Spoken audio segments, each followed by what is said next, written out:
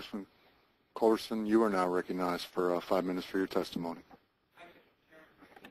I appreciate very much the committee's consideration and of H.R. 2720, which Congressman Ted Poe and I filed and bring to you today to make certain that that a veteran's funeral is absolutely private and sacred, as it always should be, between the family, their funeral director, and the veteran who made the arrangements for the funeral. We and the legislation, I find, is unfortunately necessary because the VA, as recently as 2 months ago, has continued to deny that they ever interfered with the veteran's funeral.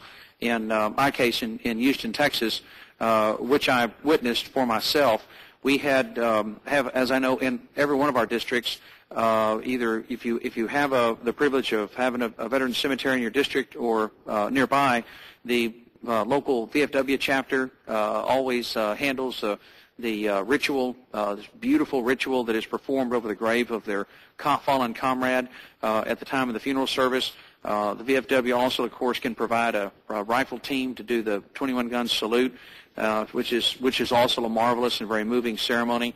And that has, of course, always been handled privately with the family and the funeral director in direct contact and consultation with the veterans of foreign wars.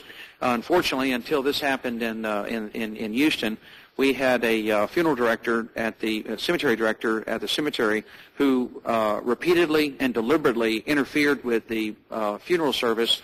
There's no telling how many veterans were buried in the Houston cemetery without the benefit of the ritual or a prayer being said over their grave by their comrades because of the interference of the cemetery director. It went on for some time before we discovered it. She denied a prayer being said at the Memorial Day service last year, and a lawsuit resulted. The VA, of course, continued to deny it. I got involved, of course, representing Houston and chairing the Veterans and Military Construction Subcommittee on Appropriations. I wanted to make certain that this never happened again. The VA continued to deny it. Frankly, one afternoon I had Houston, Texas. Air conditioning is essential. My air conditioner died at our house in Houston, and I couldn't make it back in time for votes that evening, so I stayed behind to take care of the air conditioning for several $1,000s I didn't have to get the air conditioner fixed. And while the guy was working on the air conditioner, I found out there was a funeral going on that day at noon, so I drove out to the cemetery, met with the honor guard, and frankly just feathered in with them to go in and see for myself.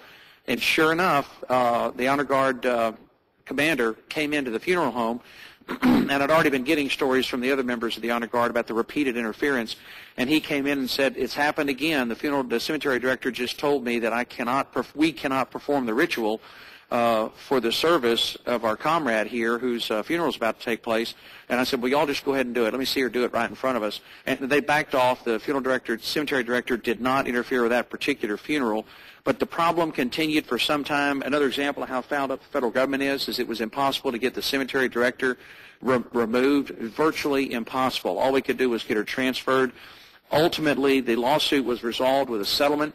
The VA agreed in a 20-page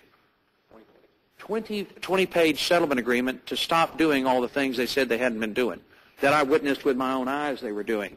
So I filed this legislation, Mr. Chairman and members, to ensure that the funeral is absolutely private. The legislation before you makes it clear that the responsibility of the VA is limited to providing the plot of American earth that the veteran has earned by their service, to providing a headstone that the veteran has earned by their service, to providing security, maintenance, making sure they mow the lawn and keep the place clean and reverent, and that they...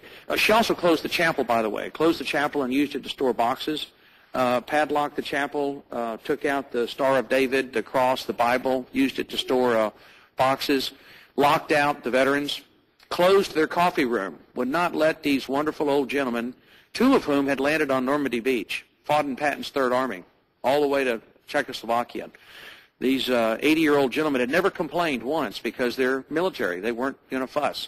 And they just did what she asked them to do. So this legislation ensures the funeral is private between the family, the funeral director, and the VA's responsibility is to provide security, maintain the lawn, and otherwise stay out of the way, and make sure that the veterans of VFW organizations are provided access to the cemeteries, and to ensure that there's that absolute zone of privacy around every American that the government cannot penetrate, including the right to conduct a funeral in the way that you see fit between you and your God. Thank you very much. Thank you very much, and I'll add, Ms. Culberson, on a personal note, and the committee also. I believe you said you were there July 8th for that specific incident. I can tell you my father-in-law was buried in the exact same cemetery 12 days later, and I had the very inverse experience that you had. It was straightforward, probably most likely because of your oversight of the situation, and I thank you for that. And I did actually hang around afterwards and have the conversation with the color guard, and it was everybody was straightforward and said we do what the family asks of us, and I think the interference, I think, is the one thing that we're trying to tackle here, and I thank you for that. Yeah, it was a trying time in a long battle with cancer from actually his service in Vietnam. He was a Purple Heart recipient also. So. But I thank all the members. I know they have a long list of things to do today. I do have, we'll have plenty of questions for our stakeholders, but I thank all of you for your leadership in bringing all these bills forward. And obviously, I know several of you asked to amend the bills, if you will, and we will get through that through the process before and during the markup process. So we look forward to working with each of you to make these good pieces of legislation that truly honor our veterans and their service to this great country. And with that, you're all excused. And I will call the second panel forward.